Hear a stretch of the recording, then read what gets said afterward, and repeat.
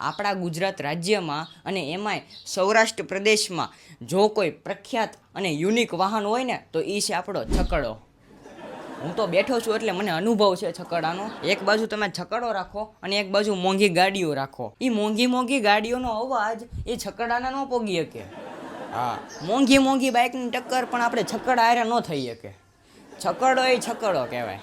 એ છકડો 2 કિલોમીટર આગળથી આવતો હોય ને તો એ આપણને ખબર પડી જાય કે ના છકડો આવે છે. એ ભાઈ એ છકડાનું મેન્યુફેક્ચરિંગ જ એ રીતે થયું છે ને, એ જેણે પણ કર્યું હોય એને સલામ છે બોસ. અને આપણા ગુજરાતમાં તો છકડો ફેમસ છે જ તે. અને હવે તો દેશ વિદેશમાં છકડો ફેમસ થઈ ગયો છે. અને હવે તો મને લાગે છે કે એ ઇન્ટરનેશનલ વાહન બની જવાનું છે. દેશ વિદેશના બધા દેશોમાં આપણે છકડો જોવા મળશે. અત્યારે ભાઈ કાંઈ છકડાનો ક્રેઝ હાલ્યો છે એની તમે વાત જવા દો. અને હવે તો લગ્ન પ્રસંગમાં ત્યાં છકડામાં એન્ટ્રી કરે છે બોલો. અને હવે તો લગ્ન પ્રસંગમાં મોંઘી ગાડીઓ નથી લાવતા. એક ખાલી છકડો કોકનો બોલાવી લે અને એમાં એન્ટ્રી કરે.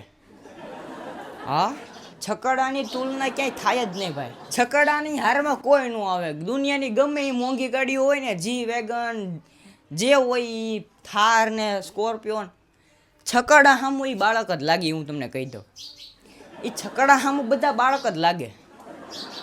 કારણ કે એ બધી મોંઘી ગાડીઓ આવતી છે. લોખંડની અમુક આવે, અમુક ફાઈબરની આવે, અને જે મટીરિયલ યુઝ થતો હોય મને ખબર નથી બહુ. છકડા હારે એકવાર ટક્કર થઈ ગઈ ને એટલે એ ગાડીનો ભૂકો જ બોલી જવાનો છે. ગમે એ બાઇકનું કે ગમે એ 4 વ્હીલનું છકડા હારે એક્સિડન્ટ થાય ને તો 4 વ્હીલવાળાને બહુ વધારે વાંધો આવે. કારણ કે સામે લોખંડ ભટકાણું છે. આખું વાહન લોખંડનું આવે બોલો. ક્યાંય તમે પ્લાસ્ટિક ભાળો જ નહીં. એ આખા વાહનમાં તમે ક્યાંય પ્લાસ્ટિક ન પાડો. હા, પ્લાસ્ટિક તમે ભાળો જ નહીં એ વાહનમાં. અને આપણે તો 4 વ્હીલોમાં ને બાઇકમાં ને એમાં ઘણી જગ્યાએ પ્લાસ્ટિક યુઝ થતો હોય, પણ છકડો વાહન એવું છે ને કે એમાં તમે ક્યાંય પ્લાસ્ટિક નહીં પાડો. બધે લોખંડ. ઓલા ઉપરના પાઇપ આમ પકડવાના આવે ને એ લોખંડના હોય. અને બેહવાનો ભાગ આવે ને એ લોખંડનું જ હોય. નીચે તળિયું લોખંડનું હોય. મતલબ કે આખું વાહન લોખંડનું હોય. છકડો વાહન તો ગુજરાતીઓની આન બાન ને શાન છે ભાઈ. અને ભાઈ છકડો જ એક એવું વાહન છે કે એની ઉપર સાહિત્ય લખાયેલું છે. હા, એની ઉપર પાઠ લખાયેલા છે, એની ઉપર ઘણી વાર્તાઓ લખાયેલી છે.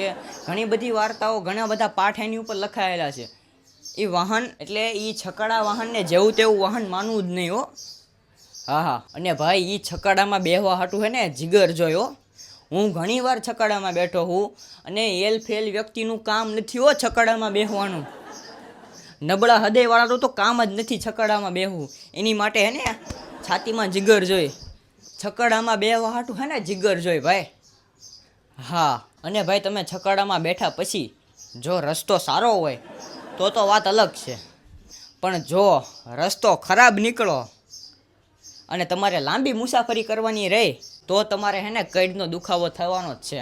લાંબી મુસાફરીમાં જો ખરાબ રસ્તો હશે ને તો તમારો વાહો અને કઈડનો દુખાવો થઈ જ જાય ભાઈ. એટલે એલફેલ વ્યક્તિનું કામ જ નથી છકડામાં બેસવાનું. અને એમાં પાછું એવું નહીં કે આટલા જણાની જ લિમિટ. તમારે જેટલા હમાય ને એટલા હામી જવાનું છકડામાં. Unlimited માણાની space. તમારે 10 માણા હોય, 20 માણા હોય, 40 માણા હોય, 50 માણા હોય ને તોય છકડામાં હમાઈ જાય.